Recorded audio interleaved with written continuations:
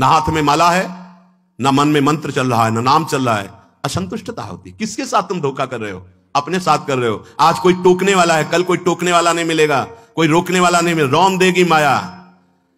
विश्वास कीजिए, लाखों सर झुकाएंगे, लेकिन चूक जाओगे तो कोई तुम्हारा मुंह नहीं देखना चाहेगा। ध्यान रखना, ये संसार है। सही मार्ग पे चलोगे, भगवत भजन करोगे, बिस्तरे सब जग विमल कीरति साधु संगति ना टरे, नहीं तो ठेका नहीं लिया संसार ने तुम्हें सर झुकाने का। अगर आज सर झुका रहा हो, नाम जप और सही ढंग से नहीं चलोगे, तो कल तुम्हारा कोई चेहरा नहीं देखना चाहेगा, तुम्हारी छवि उठाकर नाली में फेंक दी जाएगी। ये संसार है। होश में, भगवान ने तुम्हें केवल विरक्त मार्ग, भगवत मार्ग दिया है भजन करने के लिए। रात दिन तुम्हारी आयु क्षीण हो रही, कमाई कर लो, जाना है प्रभु के पास। यहां की प्लानिंगें केवल धर्म पूर्ति के लिए सोचो, भगवत प्रसन्नता के लिए सोचो। मान जाओ मेरी बात, नहीं बहुत बहुत इतिहास साक्षी हैं, बस प्लानिंगें ही चलती रहती। मन की मन में ही रह गई, कुछ कर नहीं पाए, और जो मन में रह गई वो आगे जन्म के विस्तार कर दिया। बड़े महापुरुष कह रहे हैं, टरी जाती है आयु रात दिन, रात दिन चला जा रहा है। काल करे सो आज कर, आज करे सो अब, पल में प्रलय होएगी, बहुरी करोगे कब? भजन के लिए अरे फिर कर लेंगे, और भोगों के लिए, विषय के लिए, प्रपंच के लिए अभी। उल्टा करो, जब भोगों के लिए मन लालायित हो तो आगे के लिए टाल दो, भजन के लिए अभी अभी अभी, इसी समय से। राधा राधा राधा। गही रही मीत रवि सुता को तट, अपनावेगी कुंवरी कृपा करी, श्री हरिवंश प्रसाद स्वामिनी, दय है उर आनंद विपुल भरी। अरे मित्र, तुम परम पावन यमुना के पुलिन पर आ गए हो तो बैठ करके खूब नाम जप करो, नाम कीर्तन करो, प्रभु की लीला गायन करो, तो कुंवरी किशोरी जी ये देख करके तुम्हें अपना लेंगी। जहां स्वामिनी जी ने अपनाया, तुम्हारे हृदय में आनंद स्रोत खुल जाएगा। हरिवंश प्रसाद से स्वामिनी जी तुम्हें अपने चरणारविंद का परम सुख प्रदान करेंगी। स्वामिनी जी के चरणों से प्रेम रस धारा बहती रहती है। आचार्य प्रसाद से, गुरुदेव प्रसाद से स्वामिनी जी कृपा करेंगी, संबंध का निर्वाह करती हैं वो, आपके हृदय में प्रेम जागृत कर देंगी। निर्दूषित करिवास रसिक जन, सदा संगरमी दृढ़ व्रत यह धरी। निर्दूषित, अगर हमारे अंदर रहनी दूषित रही तो धाम में रहते हुए अंतिम समय यहां शरीर छूटे कल्याण हो जाएगा, पर प्रिया प्रीतम के समीप पहुंचना, उनकी नित्य सेवा में पहुंचना, यह दुर्लभ हो जाएगा। कह रहे कि कृपा से तुम्हें लाडली जी ने वृंदावन धाम का अगर वास दिया है तो रसिकों का संग भी दिया, तो निर्दूषित वास करो। निर्दूषित, हमसे कोई अपराध न बन जाए, हमसे कोई दोष न बन जाए। वैसे ये व्यवहार शून्य देश है, ये प्रेम मार्ग के पथिकों का है। यहां केवल प्रिया प्रीतम की प्राप्ति का लक्ष्य लेके आया जाता है, यहां केवल प्रिया प्रीतम की प्राप्ति का ही साधन किया जाता है। यहां केवल प्रिया प्रीतम अपने मानने वालों का यह देश है, अन्य कोई वृत्ति ही नहीं। निर्दूषित करिवास और रसिक जन संग सदा, दो बातें। अगर वृंदावन का वास मिला है तो निर्दूषित वास करो, कोई आपसे अपराध न बने, कोई दोष न बने, और सदैव रसिक जनों के संग में रहो, उनकी आज्ञा में रहो। तो यह दृढ़ व्रत क्या करेगा? प्रिया प्रीतम का संग प्रदान कर देगा। यह है साधन।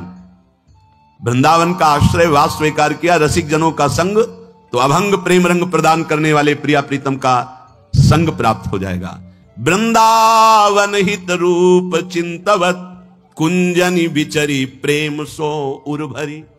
जहां आपके हृदय में एक बार प्रिया प्रीतम प्रकाशित हुए, ये कुंज निकुंजे इसी दृष्टि से आपको दिखाई देने लगेंगी, नवीन नवीन लीला रस में डूबे रहेंगे।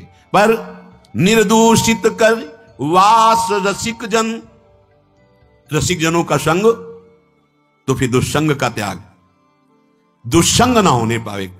कल देवर्षि नारद जी के भक्ति सूत्र में दुष्संगः सर्वथैव त्याज्यः, सर्वथैव त्याज्यः।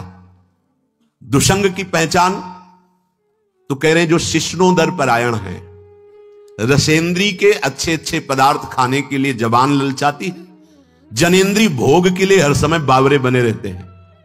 शिष्णोदर परायण, यद्यशत भी पथि पुनः शिष्णोदर कृतोद्यमैः, आस्थितो रमते जंतुस तमो विशति पूर्ववत, सत्यम शौचम दया मौनम बुद्धि श्रीर् यशः क्षमा समो दमो भगश्चेति यत्संगाद्याति संक्षयम ते स्वशान्तेषु मूढ़ेषु खंडितात्म स्वसाधुषु संगम न कुर्याच्छोच्चेषु योषित क्रीडा मृगेषु च।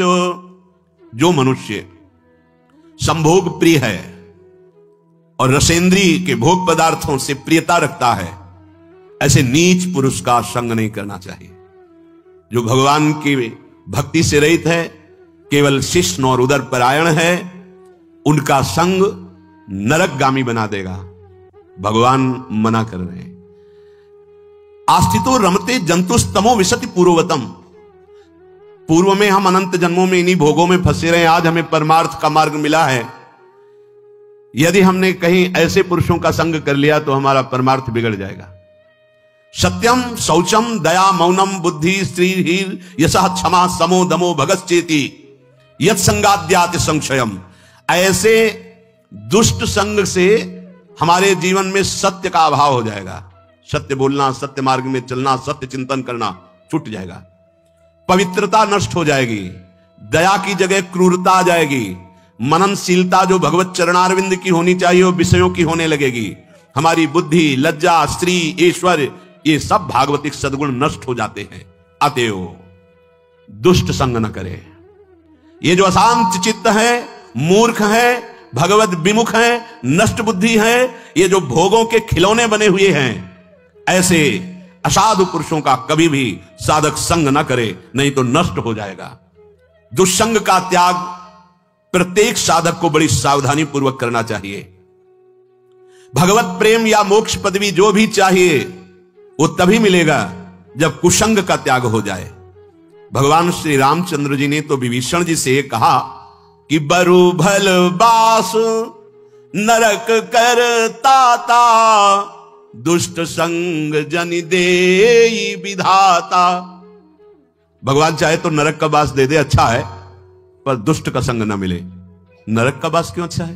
क्योंकि नरक भोगने से पाप नष्ट हो जाएंगे, हृदय पवित्र होगा, पर दुष्ट संग से हृदय में पाप बढ़ जाएंगे और अपवित्रता बढ़ जाएगी।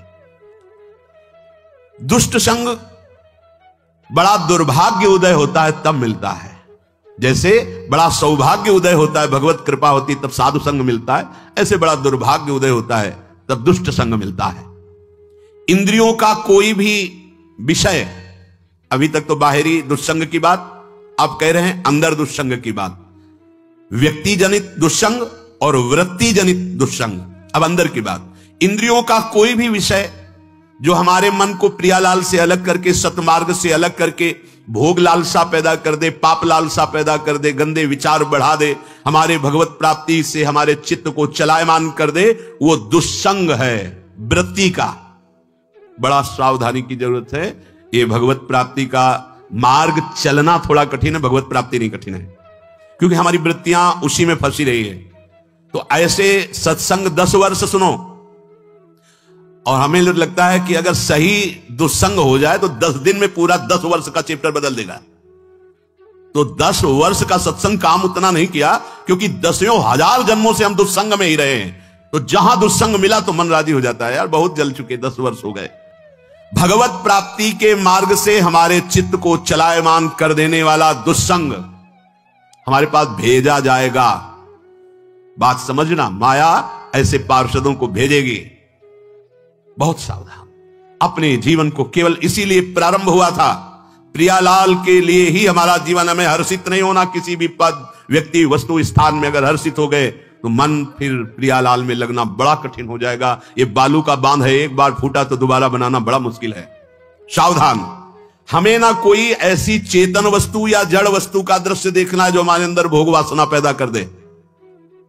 जड़ के देखने से भी होता है क्या? हाँ, चित्र जड़ ही तो है। जो आप चलचित्र देख रहे हो जड़ ही तो है ना, उसमें कुछ हो थोड़ी रहा है, वर्तमान में थोड़ी हो रहा है। वो तो चित्र है, लेकिन वो चित्र तुम्हारे चित्त को बलात् आकर्षित करके भोगों में फंसा देगा। बहुत सावधान। ना कोई चैतन्य वस्तु। संगम त्यजेत मिथुन व्रति नाम मोक्षो। मैथुन धर्म से युक्त किसी भी प्राणी पर दृष्टि जाए तत्काल मानसिक प्रणाम करके हटा लीजिए। दोबारा दृष्टि गई तो पतित हो जाओगे, संकल्प विकल्प होने लगेगा। इसीलिए साधक अपनी दृष्टि पर शासन रखता है। ये उचक्का की तरह ऐसे ऐसे चलना साधकों का स्वभाव नहीं होता।